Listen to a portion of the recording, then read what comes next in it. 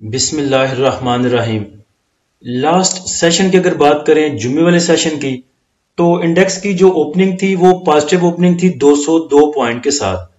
उसके बाद इंडेक्स ने आपको हाई लेवल दिखाया 78,914 का, जिधर इंडेक्स ने 565 पॉइंट गेन किए थे। उसके बाद अगर लो लेवल की बात करें तो वो 78,439 पे रहा, जिधर इंडेक्स ने 90 पॉइंट गेन किए थे। यानी कि जुम्मे वाले सेशन में इंडेक्स ने आपको रेड नहीं दिखाया। उसके बाद जो इंडेक्स की क्लोजिंग आई वो 78,488 पर रहा, जिधर इंडेक्स ने 138 पॉइंट गेन किए। वॉल्यूम की बात की जाए तो ओवरऑल 148 मिलियन के वॉल्यूम ट्रेड हुए जुम्मे वाले सेशन में KSE 100 इंडेक्स में, जो कि जुमेरात वाले सेशन से थोड़े से कम थे। जुमेरात वाले सेशन में 151 मिलियन के वॉल्यूम ट्रेड हुए थे। अगर इस वीक की बात करें, जो वीक खत्म हो चुका, तो इंडेक्स ने इस पूरे वीक में 313 पॉइंट जो है वो गेन किए। इंडेक्स ने पूरे जो एक वीक है उसमें बहुत कम पॉइंट गेन किए हैं। डरा तो तब जाए जब इंडेक्स एक वीक में 2000-3000 पॉइंट गेन कर ले, तो फिर कुछ डरने की जरूरत होती है कि इंडेक्स बहुत ऊपर आ चुका है, थोड़ा सा रिजर्व हो जाए। तो इंडेक्स ने ऐसे पूरे वीक में कुछ इतने पॉइंट गेन नहीं किए। और क्लोजिंग देखें तो वो भी 78,400-500 के करीब क्लोजिंग है। उसके बाद जो लास्ट सेशन था उसमें इंडेक्स ने 500 तकरीबन 65 पॉइंट गेन किए। उसके बाद तकरीबन 300 पॉइंट की करेक्शन भी ले ली इंट्राडे में। तो मेरे ख्याल से सब चीजों को कुल मिला के देखें तो अगला जो वीक है वो एक अच्छा वीक नजर आ रहा है। अगर कोई सियासी और अमनो अमान की सूरत हाल को लेके कुछ बैड न्यूज नहीं आती तो इंशाल्लाह अगला वीक जो है वो अच्छा साबित होगा।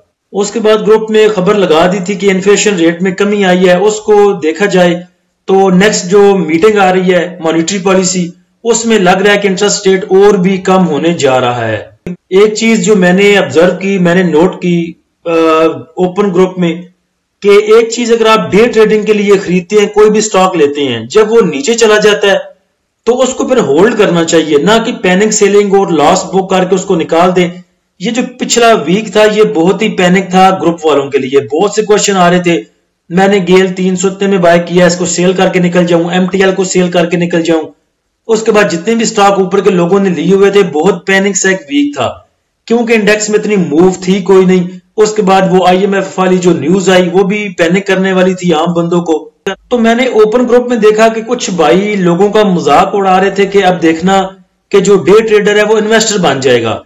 तो मेरे ख्याल से स्ट्रेटजी चेंज करना और हिकमत अमली को चेंज करना हालात के मद्देनजर, मेरे ख्याल से ये एक अच्छी सोच हो सकती है, अच्छा काम हो सकता है। अगर आपने एक स्टॉक लिया है डे ट्रेडिंग के लिए, अगर वो नीचे चला जाता है तो उसको होल्ड कर लें, 10 दिन 15 दिन 4 दिन 7 दिन उसको होल्ड किया जा सकता है। हमने कौन सा किसी से कर्ज लेके स्टॉक लिए हैं कि अभी उसको बेचना है और वो कर्ज वापस करना है। तो मेरे ख्याल से इसमें कोई शर्म वाली बात नहीं है। स्टॉक मार्केट के साथ, इंडेक्स के साथ, स्टॉक के साथ आप जिद नहीं लगा सकते। वो जैसा मूव करते हैं उनको मूव करने दें और उनकी मूव के साथ अपनी स्ट्रेटजी चेंज करें। जो बंदे हालात को देख के स्ट्रेटजी चेंज नहीं करते, मेरे ख्याल से थोड़ा सा नुकसान उन्हें उठाना पड़ता है उस चीज का।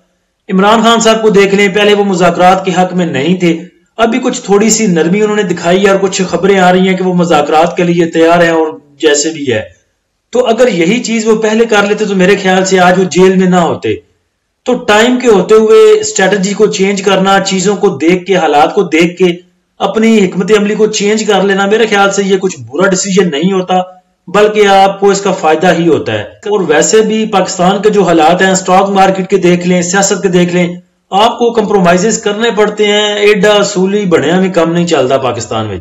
दूसरे नंबर पे जो पैनिक थे, जिनके बड़े क्वेश्चन आते थे, गेल को देख के, बाकी चीजों को, एयरलिंक को देख लें, बाकी जो स्टॉक लिए हुए थे लोगों ने, MTL को देख लें। MTL में बैड न्यूज आई, उसके बाद स्टॉक नीचे गया। तो जिनकी 600 के नजदीक बाइंग थी, तो जुम्मे वाले सेशन में, जुमेरात वाले सेशन में ये 510 513 करके दिखा रहा था। कुछ भाई आके पूछते थे कि इसको एवरेज करें या फिर इसको सोल्ड कर दें। तो मैंने उन्हें बोला था कि इसको 500 के नजदीक बाय करें या 500 के नजदीक अगर तोड़ता है तो एवरेज करें, क्योंकि बैड न्यूज थी। जो उनका प्लांट शटडाउन है उसका अभी रीओपन का कुछ नहीं आया स्केड्यूल सामने, तो इसलिए मैंने उन्हें कहा था कि अभी आप 500 तोड़ने का वेट करें। तो बाद में फिर पता नहीं वो छोटा सा ट्रैक्टर बनाने की न्यूज सर्कुलेट हुई और उस पे जो है आपका MTL कैप कर गया।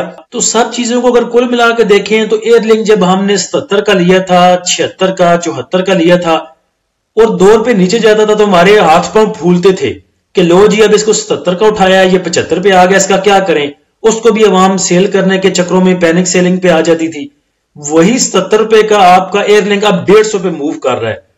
तो थोड़ा सा सब्र किया करें। अगर कोई चीज लेते हैं उसके लेने के बाद आपके हाथ पांव नहीं फूलने चाहिए। बार बार यही तकरीर करके थक चुका हूं कि स्टॉक मार्केट में वो पैसे इन्वेस्ट करें जो आपको बहुत जल्दी जरूरत नहीं पड़ने, ताकि अगर कोई स्टॉक आपको 15 दिन भी होल्ड करना पड़ता है तो आपके हाथ पांव फूलने नहीं चाहिए। पीटीसीएल जब लोग 6 रुपए का लिया करते थे और वो 5.80 पे जाता था तब भी लोगों के हाथ पांव फूलते थे। बाद में वही पीटीसीएल ने आपको 18-20 करके भी दिखाया, 3 गुना बढ़ गया, 300% बढ़ गया।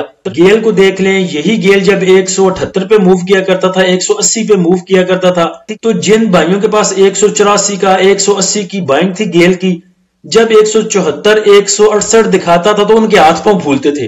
वो चाहते थे कि किसी तरीके से जान छुड़ाएं इस गेल से। उसी गेल ने आपको 350 360 करके दिखाया। तो चीजों को जब ले लेते हैं फिर पैनिक ना हुआ करें। एक डिसीजन ले लिया, फिर हालात के चेंज होने के साथ साथ अपनी हिकमत अमली भी चेंज कर लिया करें, बजाय इसके कि पैनिक सेलिंग पे आए और अपना माल लिया हुआ औने पौने दामों पे सेल करें नशइयों की तरह। जुम्मे वाले सेशन के अगर टॉप एक्टिव स्टॉक देखें तो उनमें हास्कोल है, उसके बाद कॉसम, सिमेट्री ग्रुप, एमबीपी, पावर, आगा, डीएफएमएल, पीआईए, डब्ल्यूटीएल, एमटेक्स। टॉप पॉइंट कंट्रीब्यूटर अगर सेक्टर वाइज देखें तो जुम्मे वाले सेशन में फर्टिलाइजर ने सबसे ज्यादा पॉइंट गेन किए, तकरीबन 141 पॉइंट। उसके बाद पॉजिटिव साइड पे automobile, assembler, food, oil and gas exploration कंपनियां, investment banks, commercial banks, chemical, real estate, textile और ऑटोमोबाइल एसेसरीज। नेगेटिव साइड पे अगर देखें तो pharmaceutical, power, cement, technology, engineering, miscellaneous, cable, refinery, oil and gas marketing companies और transportation. Top point contributor stock wise अगर देखें तो सबसे ज्यादा जो पॉइंट गेन किए वो इफर्ट ने किए, तकरीबन 74 पॉइंट। उसके बाद MTL, MBP, FFC, UBL, Colgate, POL, Mari, MCB, एफएफबीएल। Negative side पे देखें तो हपको ने सबसे ज्यादा पॉइंट लूज किए, तकरीबन 46 पॉइंट। उसके बाद नेगेटिव साइड पे HBL, BHL, PPL, BFL, MEB, Highnoon, TRG, DG Khan cement, INIL. जुम्मे वाले सेशन का फीपीलीपी देखें तो बैंक्स ने सेलिंग की 2.38 मिलियन की, ब्रोकर की सेलिंग 1.10 मिलियन, कंपनीज की सेलिंग 0.37 मिलियन डॉलर की, फॉरेन कॉर्पोरेट्स की बाइंग है 1.47 मिलियन की, इंडिविजुअल्स की बाइंग 2.77 मिलियन की, इंश्योरेंस कंपनीज की सेलिंग 0.07 मिलियन, म्यूचुअल फंड की बाइंग 0.78 मिलियन, एमबीएफसी की बाइंग 0.01 मिलियन, अदर ऑर्गेनाइजेशन की सेलिंग 1.67 मिलियन की, ओवरसीज पाकिस्तानी की बाइंग 0.56 मिलियन डॉलर की। फॉरेन कॉर्पोरेट सेल बाइंग पे हैं, उसके बाद इंडिविजुअल्स ने खुल के बाय किया। फीपीलीपी बहुत ज्यादा डरावना नहीं है। इदारों में देखा जाए तो सिर्फ बैंक्स ने सेलिंग की और उसके बाद अदर ऑर्गेनाइजेशन ने सेलिंग की। इंश्योरेंस कंपनियां होल्डिंग पे हैं, कंपनीज को आप होल्डिंग पे कह सकते हैं। फॉरेन कॉर्पोरेट्स बाइंग पे हैं, म्यूचुअल फंड भी बाइंग पे है। तो एक एवरेज सा फीपीलीपी आपको नजर आ रहा है। उसके बाद इंडेक्स की क्लोजिंग ठीक है, बाकी चीजें कुल मिला के देखें तो सब ठीक है। इंडिविजुअल्स की 2.77 मिलियन की बाइंग से मुझे नहीं लगता कि ऐसा कुछ ज्यादा पैनिक होने की जरूरत है। इंडिविजुअल्स की अगर बाइंग देखें तो तमाम ही सेक्टर में उन्होंने बाइंग किया। कुछ ऐसा नहीं है कि उन्होंने 2-3 मिलियन का सिर्फ एक ही सेक्टर में उठाया हो।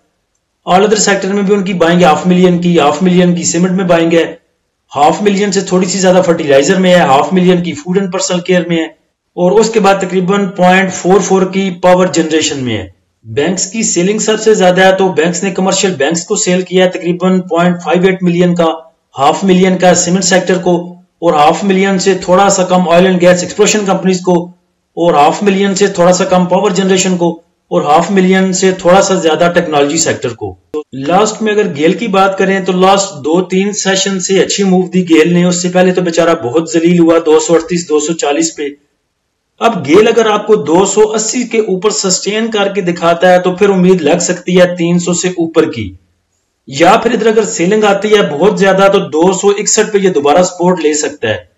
पिछले 2-3 सेशन में भी आपने देखा है कि 262, 258, 261 के पास ये सपोर्ट लेता है और दोबारा 268, 274 तक जाता है, सस्टेन करने की कोशिश करता है। 287-65 भी इसने किया, 287-66 पे मैंने इसकी सेलिंग लगाई थी, 1 पैसे से ये नहीं सेल हुआ। इससे कहते हैं कि तेरे मुकद्दर हरे ने, तो क्या कह सकते हैं। जितना मैं गुस्सा मुझे आया और जितना डिप्रेशन में मैं गया जुमे वाले सेशन में कि सिर्फ एक पैसे से आपकी सेलिंग रह जाए तो आप सोच सकते हैं कि क्या हो सकता है। लेकिन ये चीज मैंने सिद्दीकी साहब से सीखी है। पहले मैं क्या करता था, अगर ये 287-66 पे कैप हो रहा है तो मैं कम से कम 60 पैसे 50 पैसे नीचे लगा दिया करता था और सेल कर दिया करता था। लेकिन सिद्दीकी साहब कहते हैं कि नहीं, हमने कैप लगानी है तो फुल कैप लगानी है। आज नहीं बिकेगा तो कल बिकेगा, कल नहीं बिकेगा तो परसों बिकेगा।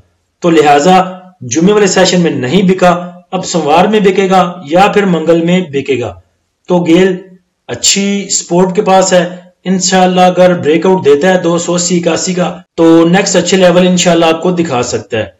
अल्लाह हम सबको हामी नासिर हो। इजाजत दीजिए, अल्लाह हाफिज।